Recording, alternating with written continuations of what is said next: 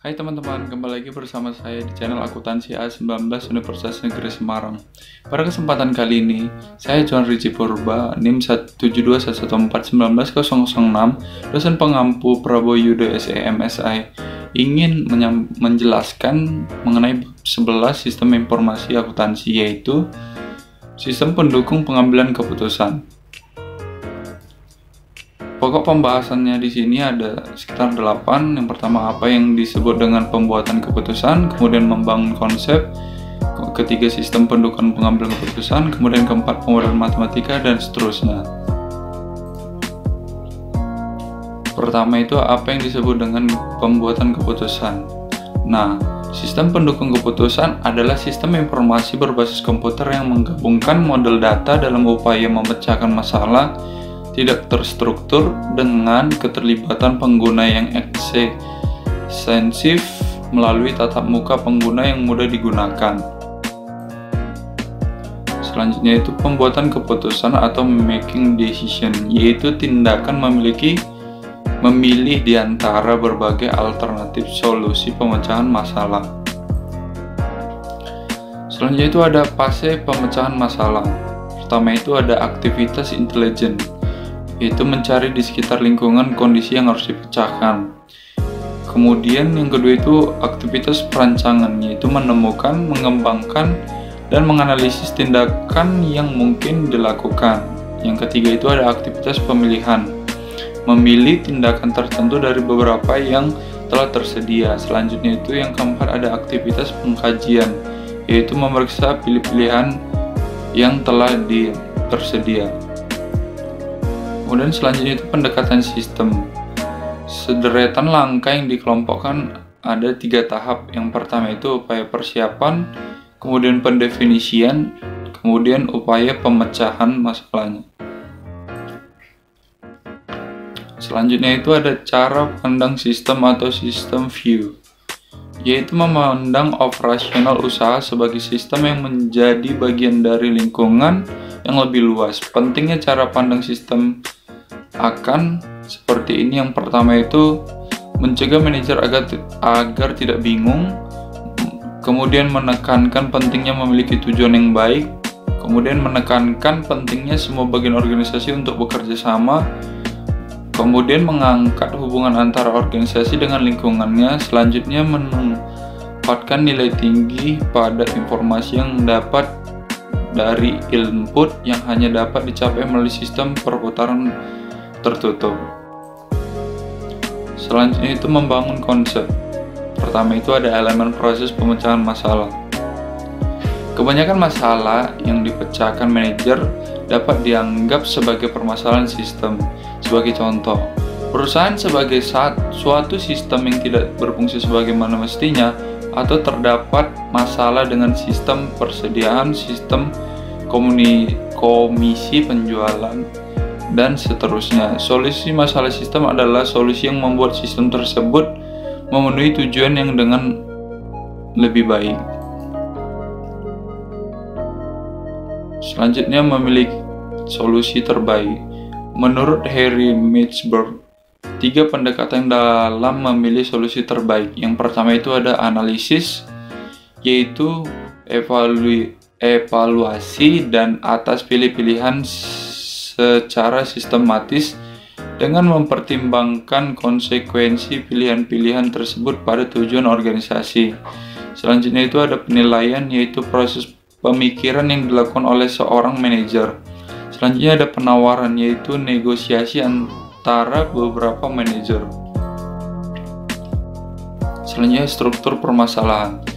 Masalah terstruktur yang terdiri atas unsur dan hubungan antara berbagai elemen yang semua dipahami oleh orang yang memecahkan masalah. Selanjutnya itu ada masalah yang tidak terstruktur. Adalah masalah yang tidak memiliki elemen atau hubungan antar elemen yang dipahami oleh orang yang memecahkan masalah. Selanjutnya ada masalah semi terstruktur.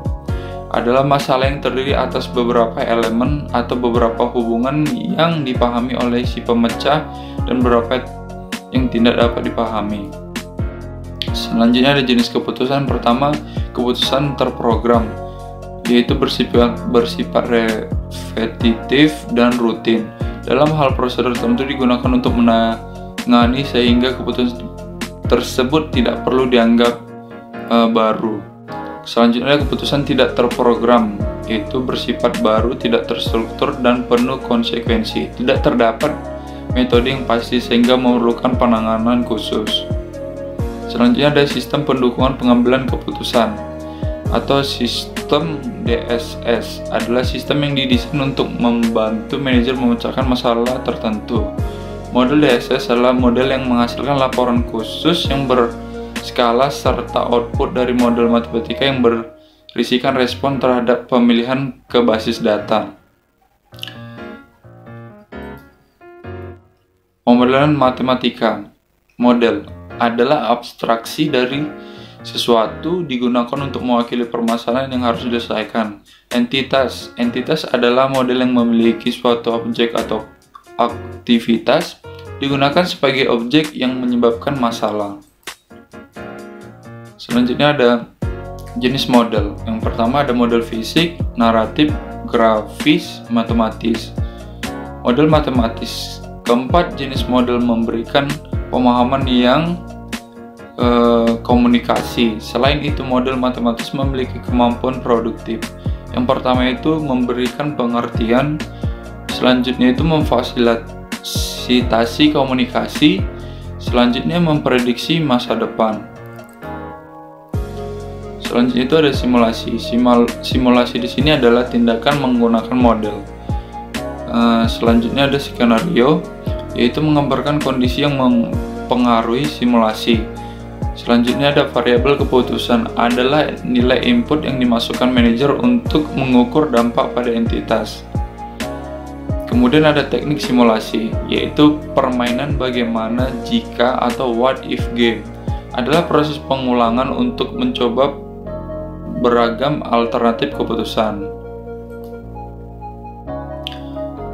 Kemudian pemodel matematika memiliki kelebihan dan kekurangan. Yang pertama kelebihannya itu proses pemodelan dapat menjadi pengalaman belajar. Kemudian proses simulasi memungkinkan sejumlah besar alternatif dapat dipertimbangkan. Kemudian model ini memberikan kemampuan prediksi. Selanjutnya model tidak semahal upaya uji coba. Kelemahannya itu kesulitan untuk membuat model sistem bisnis dan kemampuan matematis tingkat tinggi. Selanjutnya itu ada pemodelan matematika menggunakan lembar kerja elektronik. Yang pertama itu ada pemodelan matematika menggunakan lembar kerja elektronik, yaitu kapabilitas pemodelan statis, yaitu baris dan kolom dari lembar kerja elektronik membuatnya ideal untuk digunakan dalam model statis. Kemudian ada kapabilitas pemodelan dinamis, yaitu lembar kerja sangat sesuai untuk digunakan sebagai model dinamis. Kolom-kolom yang tersedia amat sesuai untuk periode waktu. Model ini juga model yang sangat sederhana. Selanjutnya itu ada kecerdasan buatan.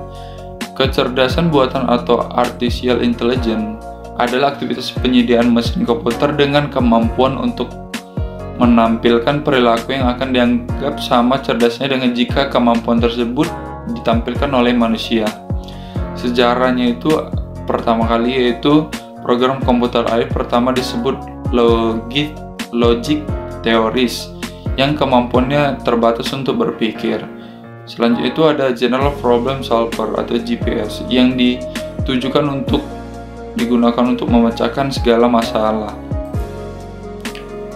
Wilayah artificial intelligence yaitu diterapkan di dunia bisnis dalam bentuk di bawah ini. Pertama itu ada sistem pakar, program komputer yang berusaha untuk mewakili pengetahuan keahlian manusia dalam bentuk heuristik atau aturan yang menjadi patokan menebak dengan baik. Kemudian ada jaringan saraf tiruan, yaitu membedakan pola sehingga membuat amat berguna dalam bisnis wilayah pengenalan suara dan pengenalan karakter optis. Kemudian ada algoritma genetik, yaitu menerapkan proses yang terkuat yang selamat untuk memungkinkan para pemecah masalah agar menghasilkan solusi. Kemudian ada agen cerdas, yaitu digunakan untuk melakukan tugas yang berkaitan dengan komputer yang berulang-ulang. Selanjutnya ada daya tarik sistem pakar, yaitu Sistem pakar memberikan kesempatan untuk membuat keputusan yang melebihi kemampuan seorang manajer, dapat menjelaskan alasan hingga menuju ke suatu keputusan. Selanjutnya ada konfigurasi sistem pakar, yaitu antarmuka pengguna, basis pengetahuan, mesin antarmuka, mesin pengembangan. Selanjutnya itu ada sistem pendukung pengambilan keputusan kelompok. Konsep GDSS, pengambilan keputusan kelompok, adalah sistem yang berbasis komputer yang membantu sekelompok orang melakukan tugas atau mencapai tujuan dari kelompok tersebut yang sama dan memberikan antarmuka untuk digunakan secara bersama. Dan yang terakhir itu ada letak lingkungan GDSS, membantu memecahkan masalah dengan cara menyediakan lokasi yang kondusif untuk komunikasi. Contoh, jika anggota bertemu pada saat yang bersamaan, maka lokasi ini disebut pertukaran sinkron. Salah satu contoh adalah pertemuan komite. Jika para anggota bertemu pada waktu yang berbeda, maka lokasi itu disebut asinkron. Salah satu contohnya itu seperti komunikasi melalui Gmail atau email.